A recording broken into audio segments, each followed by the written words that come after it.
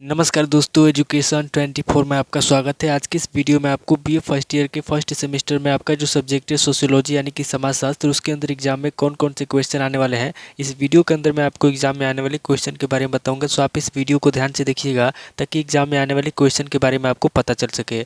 तो ये बिना किसी देरी के शुरू करते हैं और सोशियोलॉजी के अंदर एग्जाम में जो भी क्वेश्चन आने वाले हैं उन आने वाले क्वेश्चन के बारे में जानते हैं। तो यहाँ पर सबसे पहले हम लोग अति लघु उत्तरीय प्रश्नों के बारे में जानेंगे। तो अति लघु उत्तरीय प्रश्नों में पहले प्रश्न की बात की जाती है। आपका पहला प्रश्न दिया हुआ है, सोरोकिन ने गतिशीलता को किस प्रकार परिभाषित किया है। पहला क्वेश्चन कह रहा है जो सोरोकिन है, यहाँ पे आपको बताना है कि सोरोकिन ने गतिशीलता को किस प्रकार परिभाषित किया है।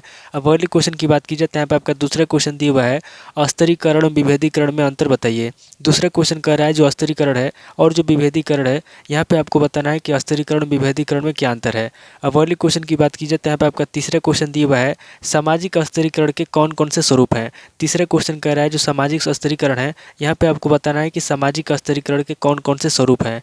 अब अगले क्वेश्चन की बात की जाए तो यहाँ पे आपका चौथा क्वेश्चन दिया हुआ है, शास्ति अथवा प्रतिबंध से आप क्या समझते हैं। चौथा क्वेश्चन कह रहा है जो शास्ति अथवा प्रतिबंध है, यहाँ पे आपको बताना है कि शास्ति अथवा प्रतिबंध से आप क्या समझते हैं। अब अगले क्वेश्चन की बात की जाए तो यहाँ पे आपका पांचवा क्वेश्चन दिया हुआ है, प्रदत्त और अर्जित परिस्थिति में दो अंतर लिखिए। पांचवा क्वेश्चन कह रहा है जो प्रदत्त और अर्जित परिस्थिति है, यहाँ पे आपको प्रदत्त और अर्जित परिस्थिति में दो अंतर लिखना है। पहले क्वेश्चन की बात की जाए तो यहाँ पे आपका छठा क्वेश्चन दिया हुआ है, पर संस्कृति ग्रहण किसे कहते हैं। छठा क्वेश्चन कह रहा है जो पर संस्कृति ग्रहण है, यहाँ पे आपको बताना है कि पर संस्कृति ग्रहण किसे कहते हैं।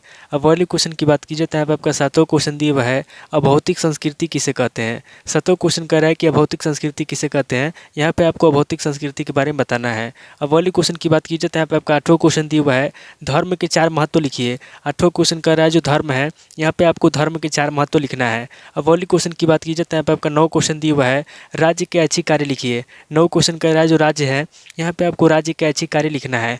अब अगले क्वेश्चन की बात की जाए तो यहाँ पे आपका दसवां क्वेश्चन दिया हुआ है, शिक्षा के महत्व का वर्णन कीजिए। दसवां क्वेश्चन कह रहा है जो शिक्षा है उसका क्या महत्व है, यहाँ पे आपको शिक्षा के महत्व बताना है और शिक्षा के महत्व का वर्णन करना है। अब अगले क्वेश्चन की बात की जाए तो यहाँ पे आपका 11वां क्वेश्चन दिया हुआ है, समूह विवाह क्या है। 11वां क्वेश्चन कह रहा है कि समूह विवाह क्या है, यहाँ पे आपको समूह विवाह के बारे में बताना है। अब अगले क्वेश्चन की बात की जाए तो यहाँ पे आपका 12वां क्वेश्चन दिया हुआ है, परिहार क्या है। 12वां क्वेश्चन कह रहा है कि परिहार क्या है, यहाँ पे आपको परिहार के बारे में बताना है। अब अगले क्वेश्चन की बात की जाए तो यहाँ पे आपका 13वां क्वेश्चन दिया हुआ है, पशु समाज को परिभाषित कीजिए। 13वां क्वेश्चन कह रहा है जो पशु समाज है, यहाँ पे आपको पशु समाज को परिभाषित करना है। अब अगले क्वेश्चन की बात की जाए तो यहाँ पे आपका 14वां क्वेश्चन दिया हुआ है, समाज में द्वितीयक समूह के महत्व को बताइए। 14वां क्वेश्चन कह रहा है जो समाज है, यहाँ पे आपको समाज में द्वितीयक समूह के महत्व को बताना है। अब अगले क्वेश्चन की बात की जाए तो यहाँ पे आपका 15वां क्वेश्चन दिया हुआ है, समाज शास्त्र और अर्थशास्त्र में क्या संबंध है। 15वां क्वेश्चन कह रहा है जो समाज शास्त्र और जो अर्थशास्त्र है, यहाँ पे आपको बताना है कि समाज शास्त्र और अर्थशास्त्र में क्या संबंध है। टोटल आपके 15 क्वेश्चन हो गए जो आपसे अति लघु उत्तरीय प्रश्न में पूछे जाएंगे। अब आगे हम लोग लघु उत्तरीय प्रश्नों के बारे में जानेंगे। तो यहाँ पे लघु उत्तरीय प्रश्नों में पहले प्रश्न की बात की जाए तो यहाँ पे आपका पहला प्रश्न दिया हुआ है, व्यक्ति तथा समूह के लिए सामाजिक अस्थिरीकरण के कार्यों की विवेचना कीजिए। पहला क्वेश्चन कह रहा है जो व्यक्ति तथा समूह है, यहाँ पे आपको व्यक्ति तथा समूह के लिए सामाजिक अस्थिरीकरण के कार्यों की विवेचना करना है। अब अगले क्वेश्चन की बात की जाए तो यहाँ पे आपका दूसरा क्वेश्चन दिया हुआ है, लोकाचार का अर्थ एवं परिभाषा दीजिए। दूसरा क्वेश्चन कह रहा है जो लोकाचार है, यहाँ पे आपको लोकाचार का अर्थ बताना है और लोकाचार की परिभाषा देना है।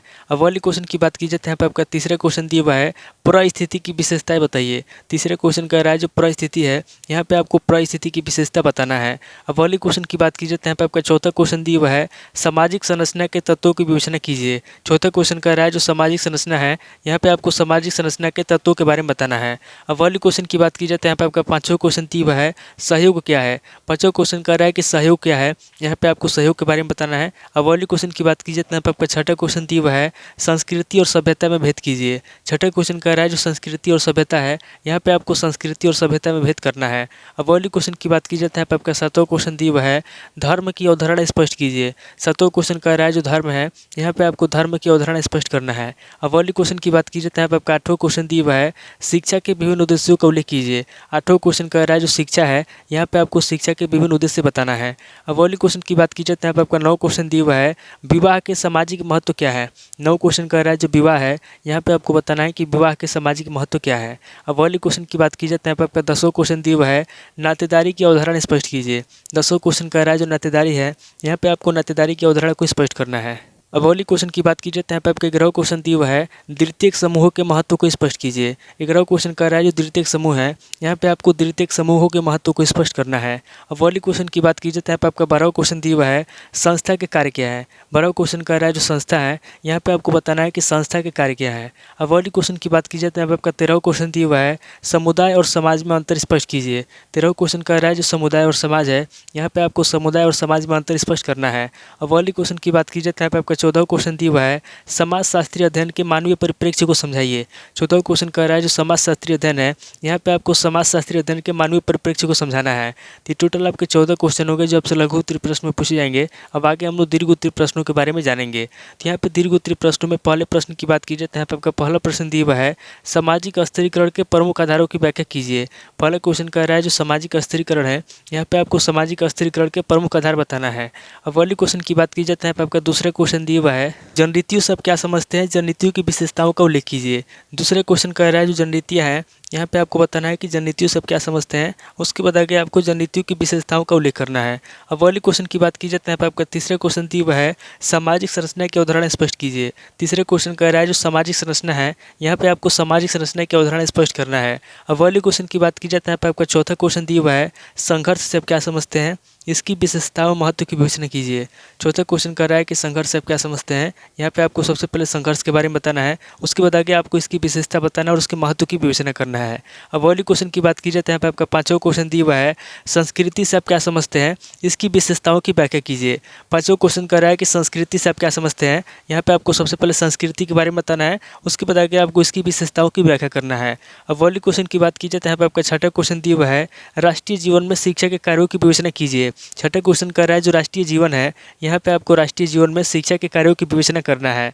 अब अगली क्वेश्चन की बात की जाए तो यहाँ पे आपका सातवां क्वेश्चन दिया हुआ है, नातेदारी से आप क्या समझते हैं, इसका महत्व बताइए। सातवां क्वेश्चन कर रहा है जो नातेदारी है उसका क्या महत्व है, यहाँ पे आपको सबसे पहले नातेदारी के बारे में बताना है, उसके बाद आगे आपको इसका महत्व बताना है।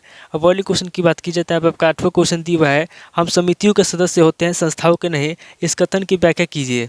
आठवां क्वेश्चन कह रहा है जो समिति है, कह रहा है कि हम समितियों के सदस्य होते हैं संस्थाओं के नहीं, इस कथन के बारे में आपको बताना है और इस कथन की व्याख्या करना है। अब अगली क्वेश्चन की बात की जाए तो यहाँ पे आपका 9वां क्वेश्चन दिया हुआ है, समुदाय से आप क्या समझते हैं, समुदाय की प्रमुख विशेषताओं की विवेचना कीजिए। 9वां क्वेश्चन कह रहा है कि समुदाय से आप क्या समझते हैं, यहाँ पे आपको सबसे पहले समुदाय के बारे में बताना है, उसके बाद आगे आपको समुदाय की प्रमुख विशेषताओं की विवेचना करना है।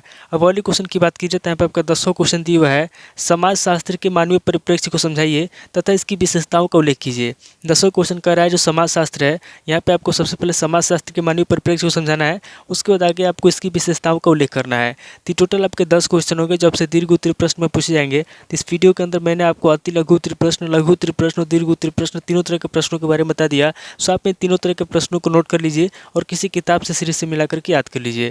तो दोस्तों आज इस वीडियो को मैं पे स्किप करता हूँ, मिलता आपसे नेक्स्ट वीडियो में। अगर आपको वीडियो अच्छा लगा तो वीडियो को लाइक कीजिए, शेयर कीजिए और कमेंट करके बताइए कि आपको नेक्स्ट वीडियो किस टॉपिक के ऊपर चाहिए। थैंक यू दोस्तों।